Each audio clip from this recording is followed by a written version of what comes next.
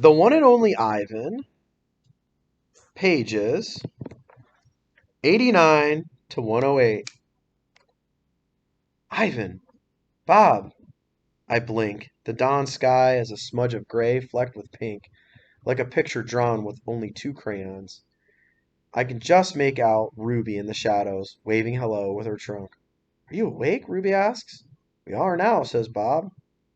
Aunt Stella's still asleep, and I don't want to wake her because she's had said her foot was hurting. But I'm really, Ruby pauses for a breath, really bored. Bob opens one eye. You know what I do when I'm bored? What? Ruby asks eagerly. Bob closes his eye. I sleep. It's a little early, Ruby, I say. I'm used to getting up early. Ruby wraps her trunk around one of the bars on her door. At my old circus, we always got up when it was still dark. Then we had breakfast and we walked in a circle. Then they chained my feet up, and that really hurt. Ruby falls silent. Instantly, Bob is snoring. Ivan, Ruby asks, do you know any jokes? I especially like jokes about elephants. Well, let me see here. I heard Mac tell one once. I yawned. Huh? How can you tell that an elephant has been in the refrigerator? How? By the footprints in the butter. Ruby doesn't react. I sit up on my elbows, trying not to disturb Bob. Get it? What's a refrigerator? Ruby asks. It's a human thing, a cold box with a door. They put food inside. They put food in the door or food in the box? And it's a big box, Ruby asks, or a little box? I can see this is going to take a while, so I sit up all the way. Bob slides off, grumbling.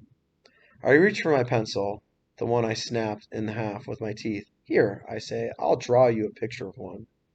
In the dim light, it takes me a minute to find a piece of paper Julia gave me. The page is a little damp and has a smear of something orange on it. I think it's from a tangerine. I try my best to make a refrigerator. The broken pencil is not cooperating, but I do what I can. By the time I'm done, the first streaks of morning sun have appeared in flashy cartoon colors. I hold up my picture for Ruby to see. She studies it intently, her head turned so that one black eye is trained on my drawing. Wow, you made that? Is this the thing you were telling me about before? Art? Sure is. I can draw all kinds of things. I'm especially good at fruit. Could you draw a banana right now? Ruby asks. Absolutely. I turn the paper over and sketch. Wow, Ruby says again in an odd voice when I hold up the page. It looks good enough to eat. She makes a happy, lilting sound, an elephant laugh. It's like a song of a bird I recall from long ago, a tiny yellow bird with a voice like dancing water.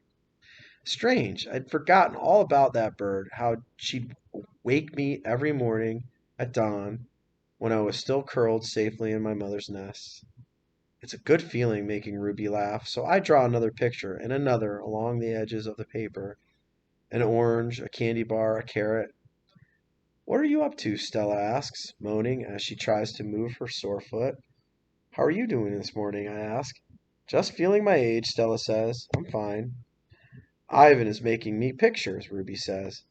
And he told me a joke. I really like Ivan, Aunt Stella. And Stella winks at me. Me too, she says. Ivan, want to hear my favorite joke? Ruby asks. I heard it from Maggie. She was one of the giraffes in my old circus. Sure, I say. It goes like this. Ruby clears her throat. What do elephants have that nothing else has? Trunks, I think, but I don't answer because I don't want to ruin Ruby's fun. I don't know, Ruby, I reply. What do elephants have that nothing else has? Baby elephants, Ruby says. Good one, Ruby, I say, watching Stella stroke Ruby's back with her trunk. Good one, Stella says softly. Children. Once I asked Stella if she'd ever had any babies. She shook her head. I never had the opportunity. You would have made a great mother, I told her. Thank you, Ivan, Stella said, clearly pleased. I think so too. Having young ones is a big responsibility.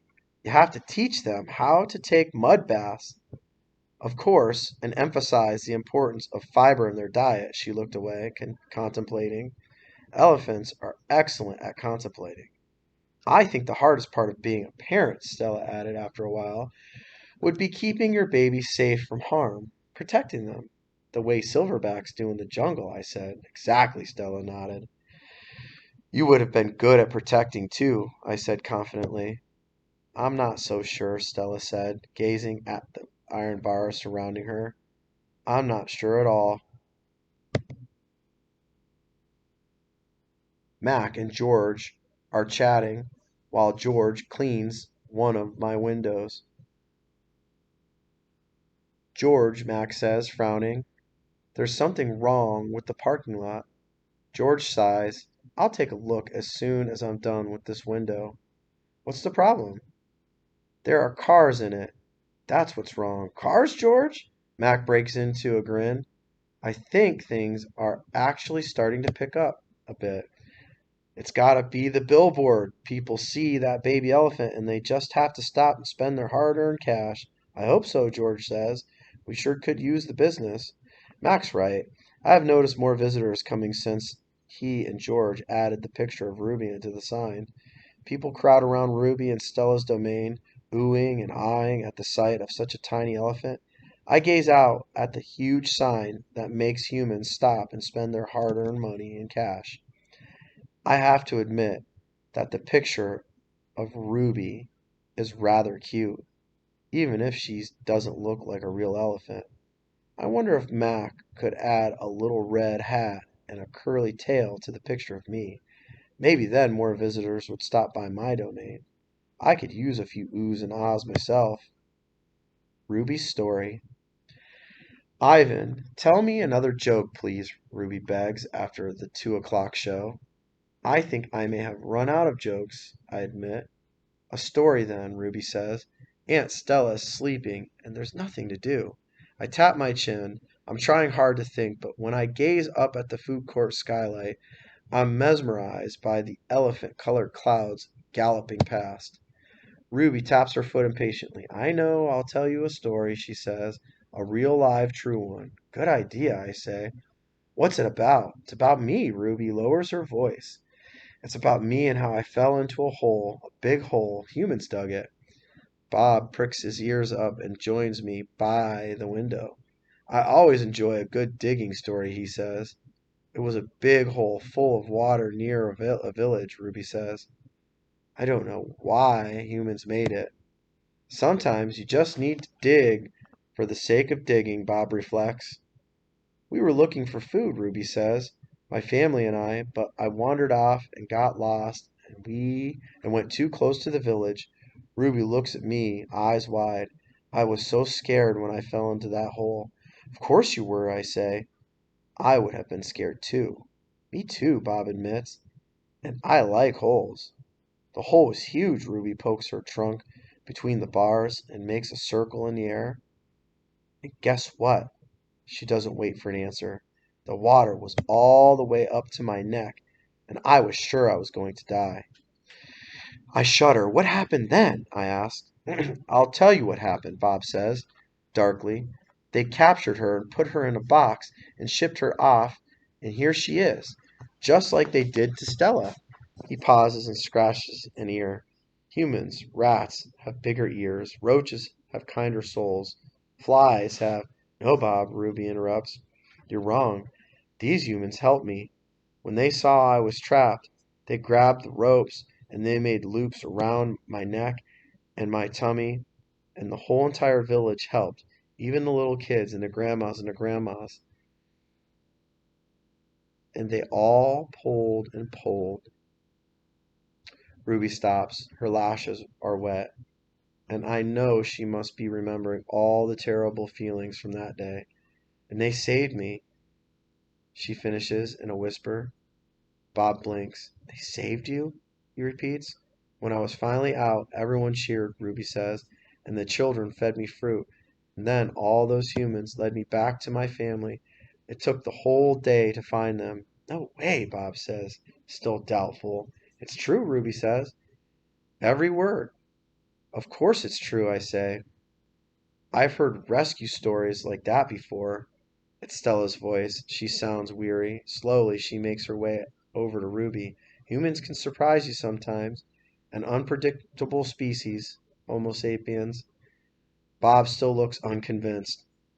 But Ruby's here now, she points out. If humans are so well, who did that to her? I send Bob a grumpy look. Sometimes he doesn't know when to keep quiet. Ruby swallows, and I'm afraid she's going to cry. But when she speaks, her voice is strong. Bad humans killed my family, and bad humans sent me here. But that day in the hole, it was humans who saved me. Ruby leans her head on Stella's shoulder. Those humans were good. Doesn't make any sense, Bob says. I just don't understand them. I never will. You're not alone, I say, and I turn my gaze back to the racing gray clouds. A hit.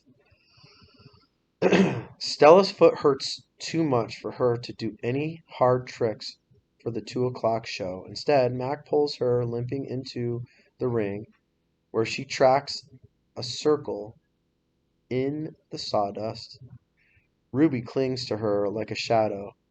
Ruby's eyes go wide when Snickers jumps on Stella's back, then leaps onto her head. At the 4 o'clock show, Stella can only get as far as the entrance to the ring.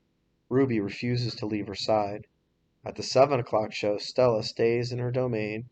When Mac comes for Ruby, Stella whispers something in her ear. Ruby looks at her pleadingly, but after a moment she follows Mac to the ring. Ruby stands alone. The bright lights make her blink. She flaps her ears. She makes her tiny little trumpet sound. The humans stop eating their popcorn. They coo, they clap. Ruby is a hit. I don't know whether to be happy or sad.